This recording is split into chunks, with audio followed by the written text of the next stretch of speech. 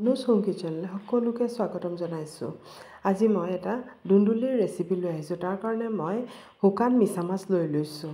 আৰু ধুন্দুলি আমাৰ মানে যিকোনো মানুহে খাব পাৰে, বেমাৰী মানুহে খাব পাৰে, কাৰণ এনেকুৱা এটা চব্জি তাৰ পৰা একো অপকাৰ নহয়। আৰু এতিয়া শুকান মিছা মাছখিনি মই কি কৰিম, একেবাৰে উতলা গৰম পানীত অলপ 5 মিনিটমান তিয়াই থৈ দিম। তেতিয়া কি হ'ব, তাত কিবাকিবি বালি অলপ থাকে বা এইবোৰ থাকে, এইবোৰ মানে ওলাই যাবগৈ। আৰু এতিয়া ধুন্দুলিখিনি মই ভালকৈ, আজি খুব ফ্ৰেছ ধুন্দুলি পালোঁ, সেইকাৰণে ভাবিলোঁ আপোনালোকৰ লগত শ্বেয়াৰ কৰোঁ। আৰু ধুন্দুলিখিনি মই এই ধৰণে বাকলিখিনি গুচাই ল'লোঁ। লৈ পেলাই এইখিনি মই মাজেৰে কাটি ল'ম। আৰু যদি ইয়াৰ ভিতৰৰ গুটিখিনি একেবাৰে কোমলীয়া থাকে তেতিয়াহ'লে নেপেলালেও হয় বাৰু। আৰু কিন্তু এই গুটিখিনি আকৌ খুব টান হয়, সেইকাৰণে মই এইখিনি পেলাই দিম। এয়া চাওক, খুব টান হয়, সেইকাৰণে মই গুটিখিনি পেলাই দিলোঁ। আৰু যদি কোমলীয়া থাকে তেতিয়াহ'লে গুটিখিনি নেপেলালে হয়। ধুন্দুলিৰে বহুত ধৰণৰ ৰেচিপি বনাব পাৰি।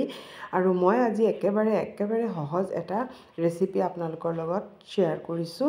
আৰু এইটো মই একেবাৰে মিহি মিহিকৈ কাটি ল'ম। আৰু এই ধৰণে চাওক, একেবাৰে মিহি মিহিকৈ মই কাটি লৈছোঁ।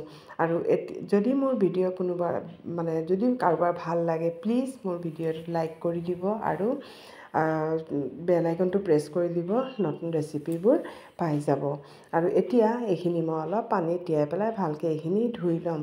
আৰু আপোনালোকে কি কি ৰেচিপি ভাল পায় মোক জনাবচোন, মই ট্ৰাই কৰিম মানে আপোনালোকৰ আগত লৈ আনিবলৈ। আৰু এতিয়া শুকান মাছখিনিও মই ধুই ল'লোঁ আৰু ধুন্দুলিখিনিও ধুই ল'লোঁ। ধুই পেলাই এতিয়া কেৰাহীখন মই পাতি লৈছোঁ। লৈ পেলাই এতিয়া মই অলপ তেল দি দিলোঁ আৰু অলপ পিঁয়াজ দি দিছোঁ।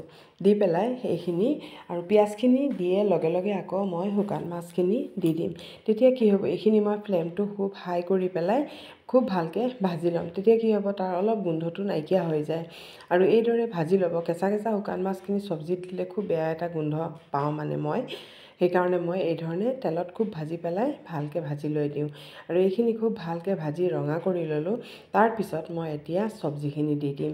আৰু একেবাৰে সহজ হয় ৰেচিপি, এইটো সকলোৱে জানেও বাৰু। তেতিয়া মই ভাবিলোঁ আপোনালোকৰ লগত শ্বেয়াৰ কৰোঁ, যদি কাৰোবাৰ হয়তো নাজানিবও পাৰে কোনোবাই, সেইকাৰণে দিছোঁ। আৰু ইয়াত মই এতিয়া অলপ নিমখ দিম। আৰু দি পেলাই ইয়াত মই অলপ হালধি গুড়ি আৰু অলপ জলকীয়াৰ গুড়ি দি দিছোঁ, কাৰণ ইয়াত এনেকুৱা একো মছলা নিদিওঁ মই। আৰু ইয়াত মই অকল নহৰুৰ পেষ্ট দিছোঁ। নহৰু পেষ্টটো শুকান মাছত অলপ বেছিকৈ দিব লাগে, তেতিয়া মানে চব্জিখিনি খুব ভাল হয় খাবলৈ। মই নহৰু পেষ্টখিনি দি পেলাই ভালকৈ এইখিনি ফ্লেমটো হাই কৰি পেলাই ভালকৈ লৰাই লৈছোঁ।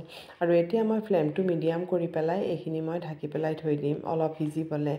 আৰু অলপ পিছত মই আকৌ উঠাই পেলাই দেখিছোঁ যে ইমান পানী ওলাইছে, কাৰণ যিহেতু এই চব্জিটোত বহুত বেছি পানী থাকে। আৰু ইমান পানী ওলাই, চাওকচোন কিমান পানী ওলাইছে। আৰু সেই পানীৰেই এইখিনি সিজি যাবগৈ। এতিয়াও এইখিনি ভালকৈ সিজা নাই, এইখিনি মই আকৌ ঢাকি পেলাই থৈ দিম। আৰু এতিয়া এইখিনি চাওকচোন পূৰা ভালকৈ সিজি গৈছেগৈ।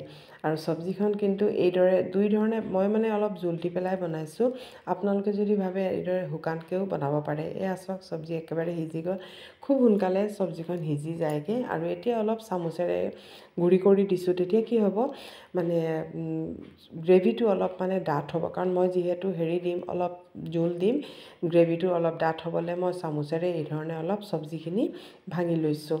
আৰু এতিয়া মই ইয়াত অলপ পানী দি দিছোঁ, কাৰণ মই জোল দি খাম। আৰু যদি আপোনালোকে শুকান বনাব বিচাৰে তেতিয়াহ'লে পানী নিদিব, এই সময়তে নমাই পেলাই থৈ দিব।